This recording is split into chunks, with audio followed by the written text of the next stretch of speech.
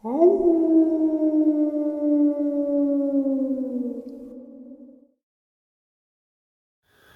greetings and salutations, everyone, and welcome back to tonight's second half.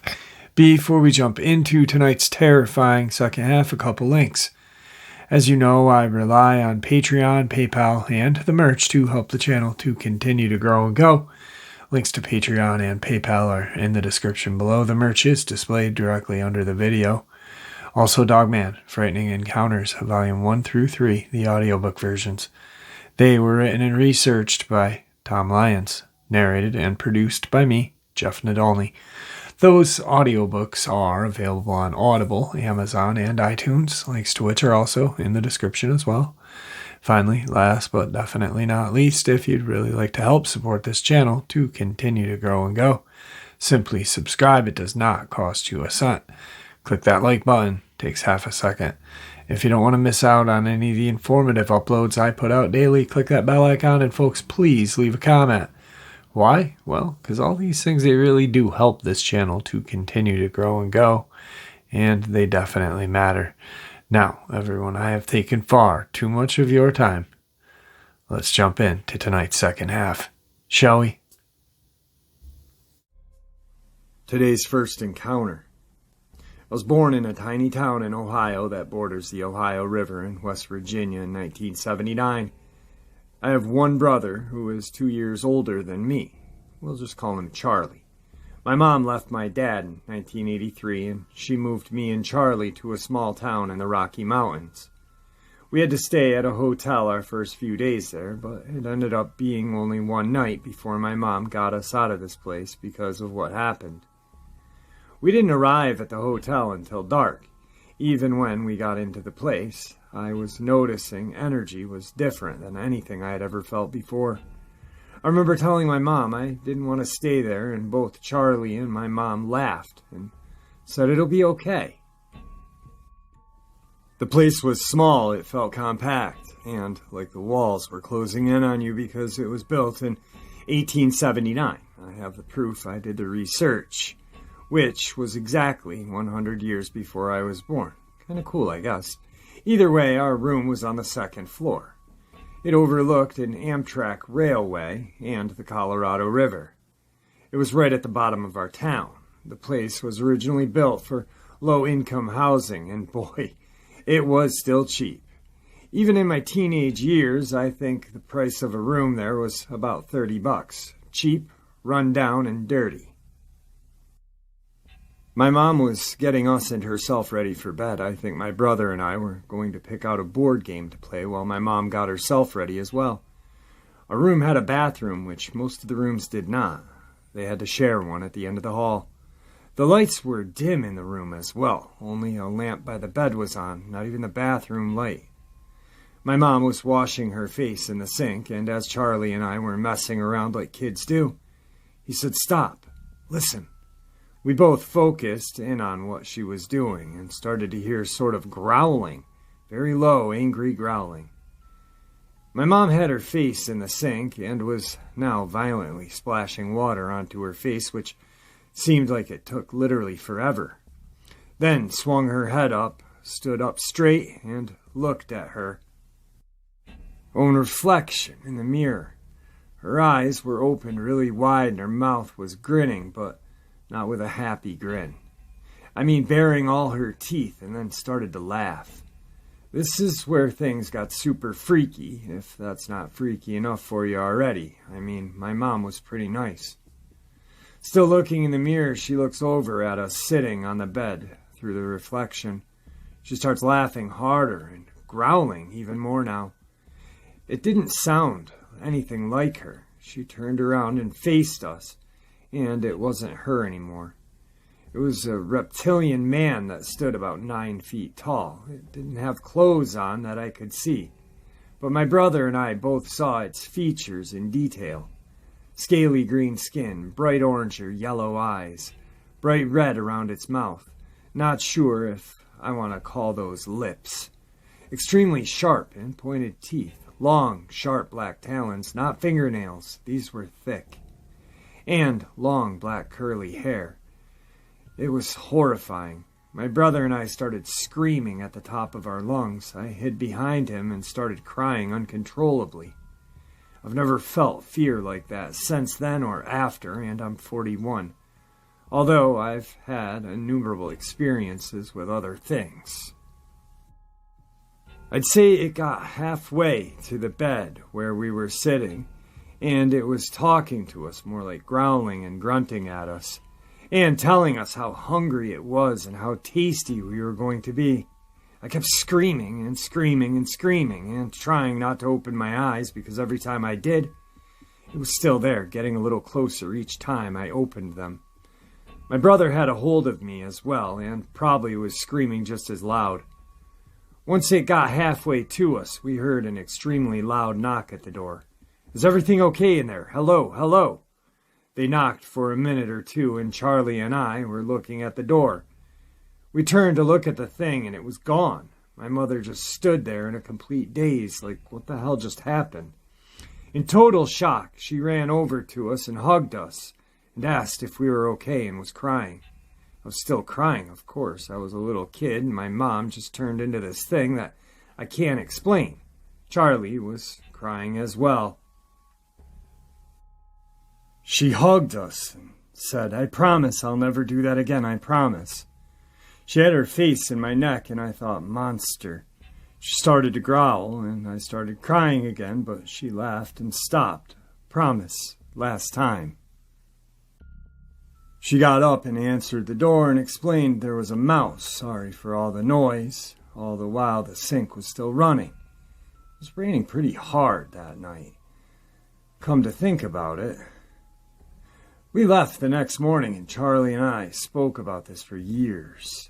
Hell, we even interrogated our mom about it for years. Would never get a straight answer. The only answer she would give was, "I don't want to talk about that." Not, "What are you talking about?" or "That was a dream," or "We need to get you tested for schizophrenia." None of it. Just, "I don't want to talk about that." When I was 13, my brother literally forgot it happened. He didn't remember one single thing about it until literally this past year when I talked with him about it again. He started remembering, as I told the story to him. He had forgotten for over 25 years, erased from his memory.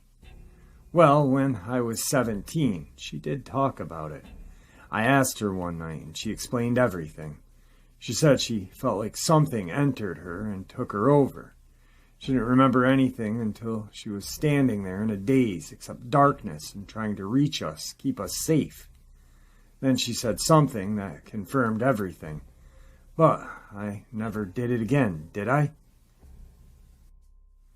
The hotel has been demolished and rebuilt. It's now a massage parlor, which is kind of funny, because it used to be a whorehouse, a speakeasy. And then low-income housing back to a massage parlor? Now, my question, can reptilians possess someone? Was she a reptilian? I have not heard of any demons that are green like that, and can't find a picture or even a rendition of anything like it resembled. Just to be clear, I am of sound mind. I do not see reptilians or reptile people on a regular basis, although that image has been burnt into my memory forever. Edit. Last night, per overwhelming requests, I did ask my mom about it, or what could have happened, or if she was just a downright witch. First, she got mad and made that huffing noise that she makes when she doesn't like something of hers. Then, why are you dredging this up? I don't know, Mom, because it scared me like nothing I've ever felt before or after, and I'm a little curious about it. And it happened to me. She got mad and hung up on me. Oh well, I'll probably try again another time, but at this point, that's all I got. Update, I just talked to my mom again. We apologized to each other, and she actually gave me another bit of info that kind of creeped me out. I'm actually turning this into a book because it's way more complex than just this incident. And explained to her that I was writing a book and needed clarification. She explained the main character, Charlie, was me. That's my grandfather's name. I never met him. Died before I was born. She said I should have named the thing that because that's who it reminded her of, pure evil. I asked if it could have been him, but honestly, I'm not sure because of this location. Normally, I usually wait till the end, but this was a very interesting, terrifying, very traumatic encounter. I'm almost wondering if the person's mom was a reptilian, had the two boys, and then the gene or genes maybe passed on because of the human side. Maybe she bred with a human, who knows? Or maybe, just maybe, he is a reptilian or she is a reptilian, because I don't know the sex of the person. And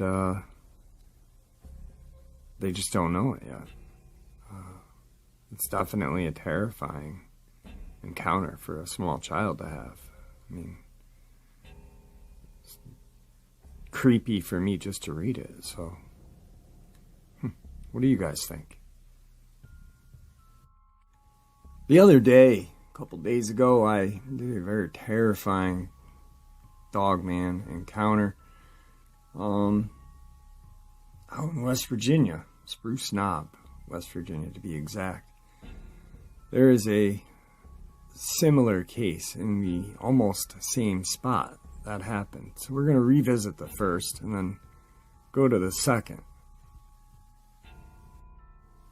My husband, son, and I went camping in rural West Virginia, kind of traveling around other parts of the state we didn't get to go often. We live in Eastern Panhandle, but the places we camped were in Grant Hardy County, Pendleton County, Lost River area, and Spruce Knob, closer to the middle of the state. We camped Friday through Monday and had no cell service the whole time. Anyway, our second night, we set up at Spruce Knob National Forest. It's not a campsite. It's a fire ring we found on a good hike from a long, quiet, sparsely populated country road. So not serious backpacking, but not populated by any means. People occasionally drive up to see the overlook, but after sunset, we generally hear no cars and could not see or hear evidence of other campers nearby, not even a distant campfire. We got in our tent maybe 9, 10 o'clock, and about 30 minutes later, my husband describes this primal, overwhelming fear, sense that something is off. So he's wide awake, and so was our son. The tent flap rain cover moved or made an odd but quiet rustle, then suddenly he sees a human-like figure standing right next to our tent, like close, a silhouette, an imposing stance, and tall, like staring into the dark tent, looking down at us inside. It just appeared. There were no sounds like a bear or a person would make approaching the tent, except for possibly the wind moving our rain cover, which was very quiet and odd, not someone walking up. My husband yells, "Hey, hey!" claps his hands, because maybe it is a bear, and his first thought was to scare it off. It wasn't moving around, it was very still, not swaying with a pretty non-existent gentle wind like a tree moving or how eye tricks would appear. It was just standing there. It hung around for a few more seconds after my husband made the noise. Then it just kind of evaporated or vanished. Still no sound. Like a good horror movie. He got out and looked around with a flashlight, still yelling, clapping, looking around. He found no disturbances, no tracks, no rustling or any other noise. Just simply gone. Now I know it's very possible this was some kind of trick of the eye. We always feel very safe in these woods. We know him well. So him having that fear response immediately before seeing this or hearing the rain flap is unusual. He doesn't just get creeped out for no reason. We're built with instincts, so we should trust them. Always based on where the moon was, waning crescent, offering very little light, not enough to create a silhouette, and our campfire was out. Plus, this thing was close to the woods on the back side of the tent, so even if our campfire was going, the angle would be all wrong to create that illusion. It's bothering us because there's not really a good explanation. I want to reiterate, we never get bad vibes while camping like this. We're experienced in the woods, and I'm always armed. I so wish I had just snapped a pic or something, but panicking about a bear, scary axe, murderer, ghost, whatever, taking a pic didn't cross our minds. It was all too quick anyway.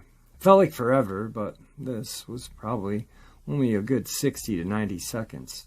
So, Mothman? Anyone had anything similar?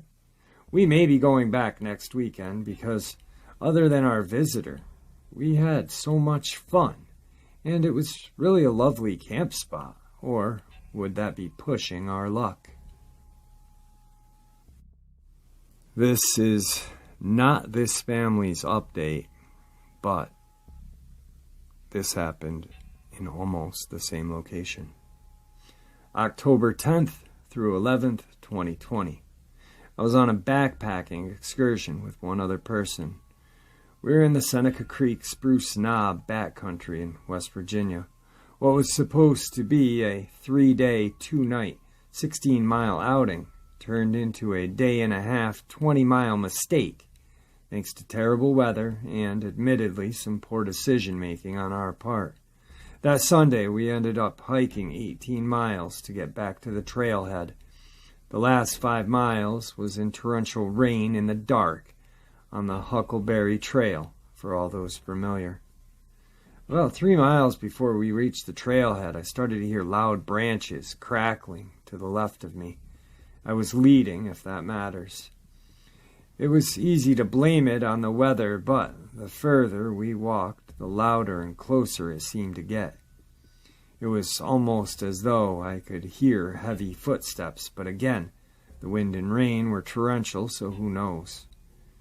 I kept quickly turning towards the tree with my headlamp illuminating the thick spruce trees, hoping I'd see something, but I never caught a sight of anything.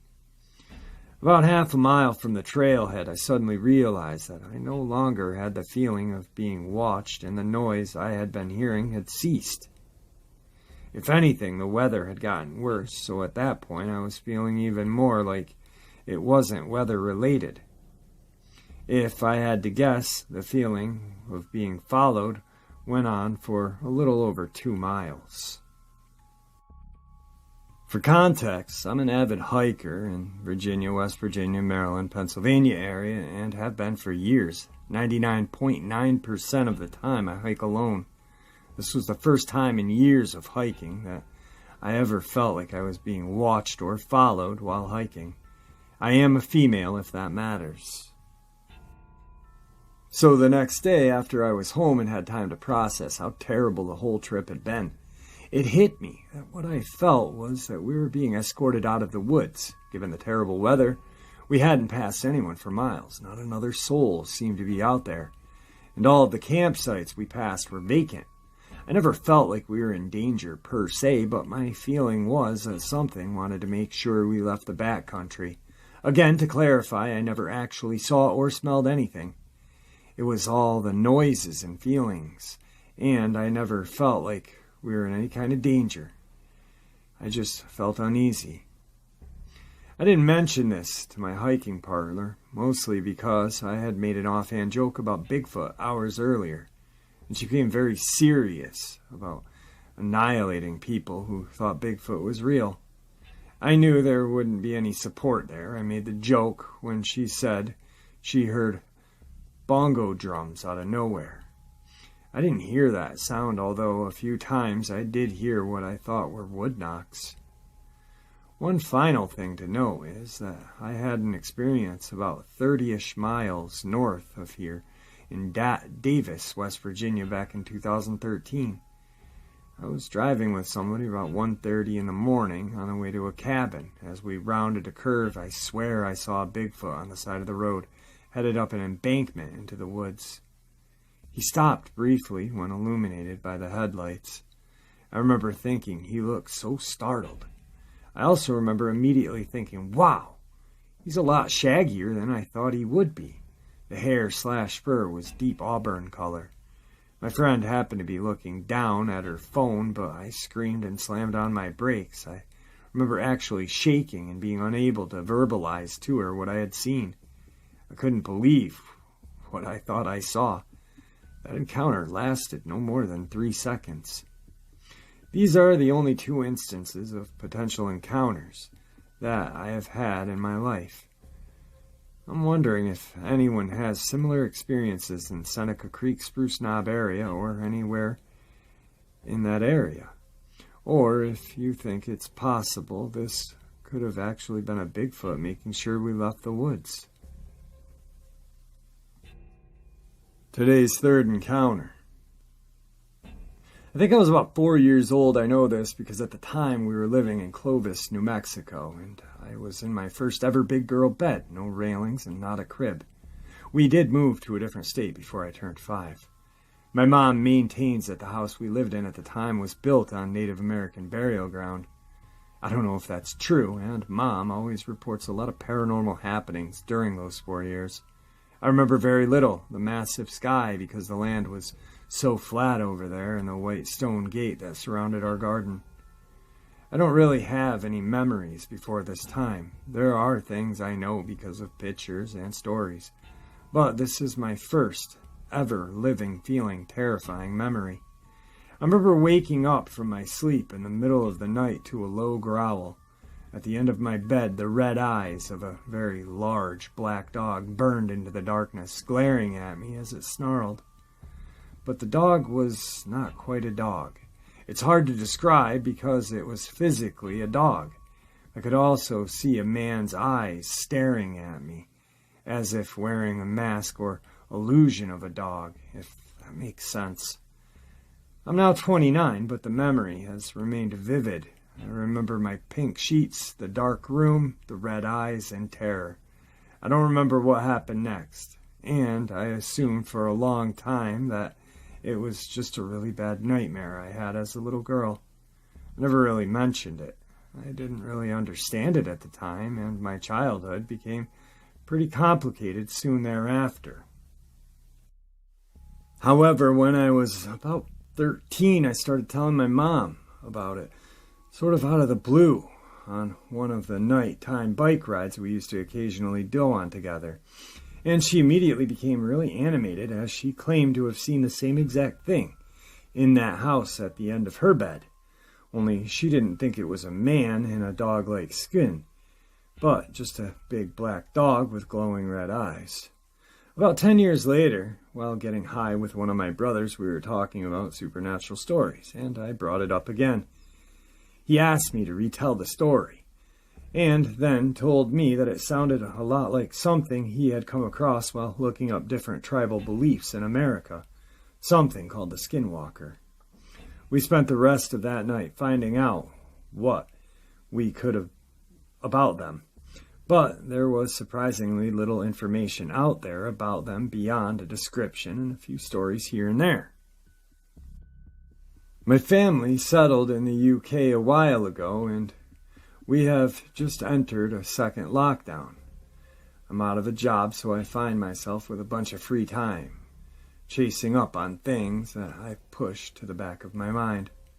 So I'm pretty skeptical in general. I think it's likely I had a nightmare. I had a lot of nightmares as a kid, and still do sometimes, like screaming myself awake nightmares, to my embarrassment. However, what makes me take pause is that my mom saw it as well. And beyond that, at 4 years old in the mid-90s, I doubt I had ever heard of anything like what I saw. It just seems a little implausible that I would come up with something so closely matching this thing that has been talked about for hundreds of years and is still being talked about today. But supposing I put my skepticism to one side, 3 things really bug me. 1.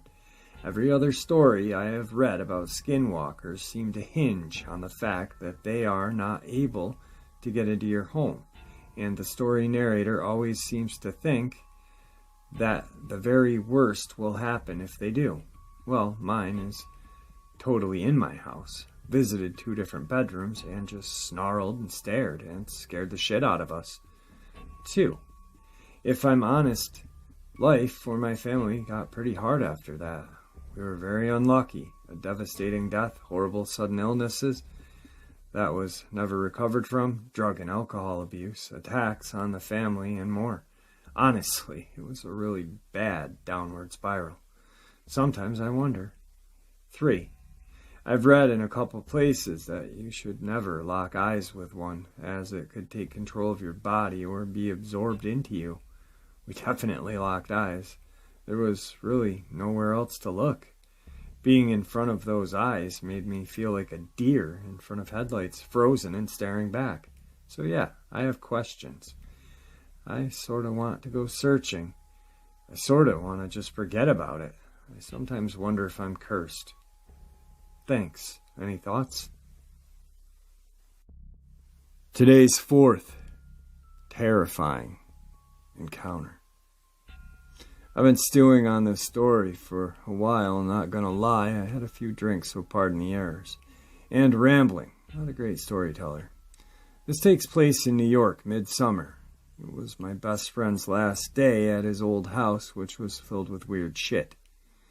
I've experienced stuff there, and have a few experiences that can be boiled down to ghosts all the way to feeling like my life was in danger, which is why I refused to spend the night there, as was when the feeling came.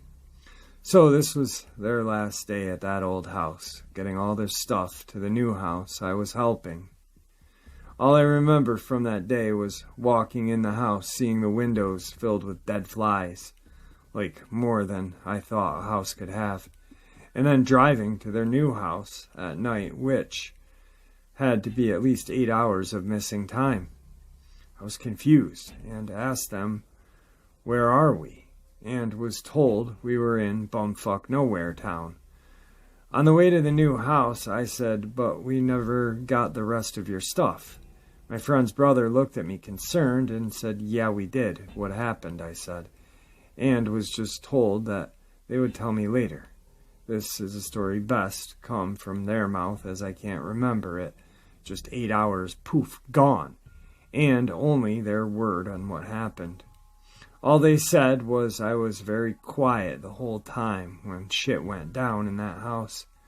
We were driving, and we noticed that there are no other cars on the road, which is strange as we are going through quite a few small towns. And it's still early at night on a Friday. The little brother mentions this, and as soon as he does, a bunch of cars come around the corner at this point. It's just circumstance, but there will be a pattern. We keep driving, and we notice all the houses are completely empty. Like lights are on, but we see nothing in them, no furniture, nothing. I mention this, and boom, next house we notice people just standing in the window, staring at our car. We notice this for the next 3 to 4 houses. At this point, we're shitting bricks, and notice this drive is taking way too long. They only move a few towns over, and this drive is taking well over an hour, and it feels like we're driving in a cornfield for a while. My friend says, "What the fuck is going on? We should almost be there by now." Lo and behold, the cornfield ends, and we recognize where we are again. Seeing a pattern yet? Because I didn't. And I said something I regret to this day. Man, what other weird shit is going to happen tonight?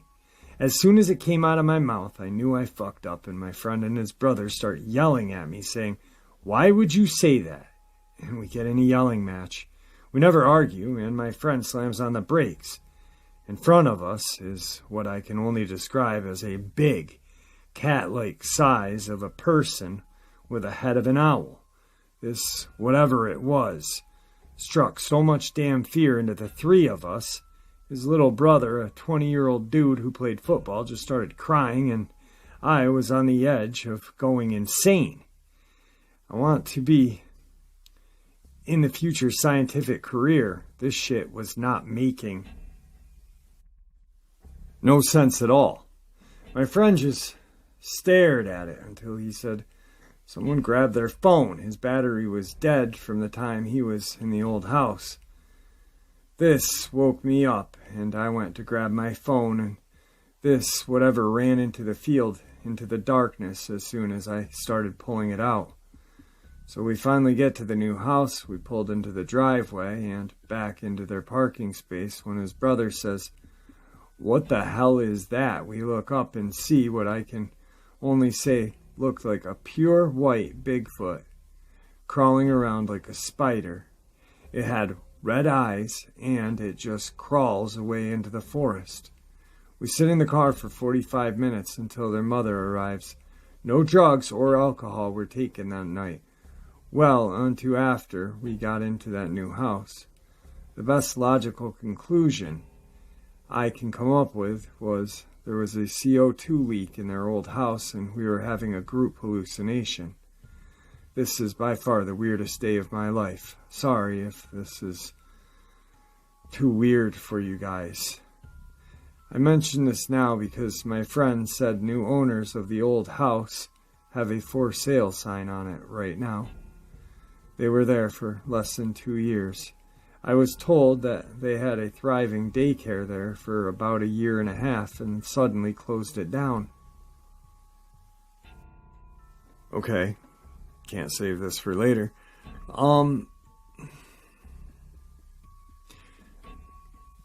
I don't think that it was a group hallucination because they all saw the same thing.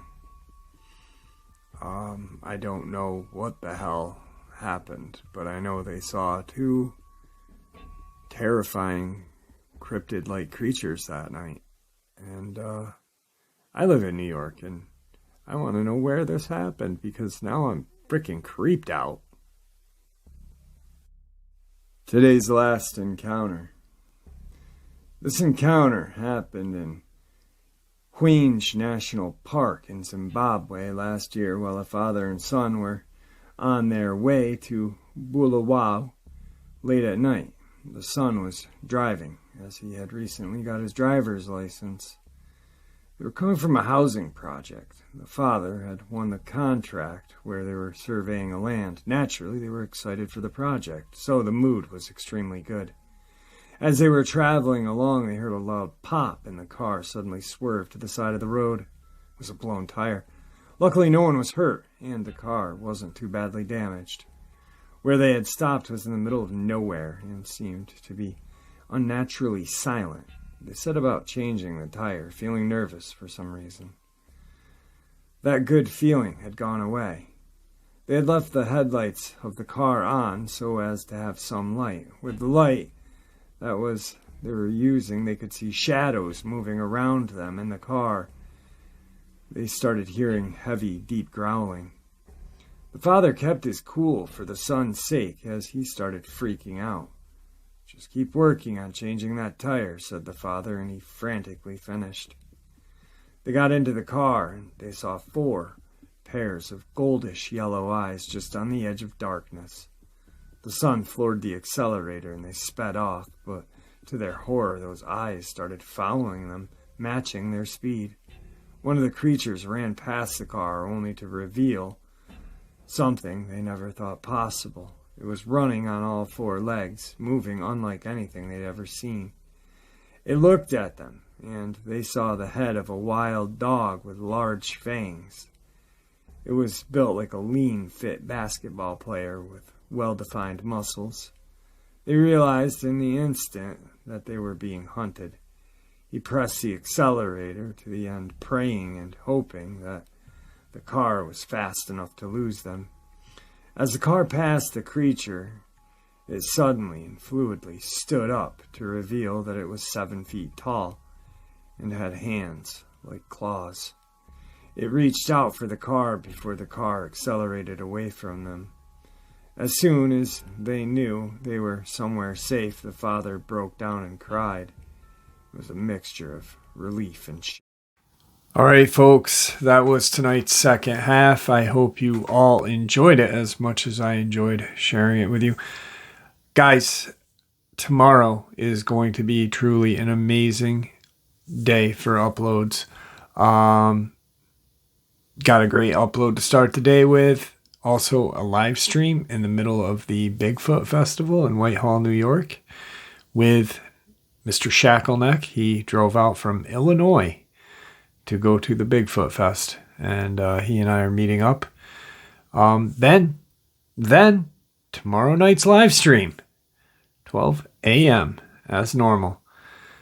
Let's just hope there's no other live streams conveniently right before it of blustering blowhards airing their drama, because that just really ruins the community, you know, when channels air dirty laundry or cause drama. I can't stand it. I really can't.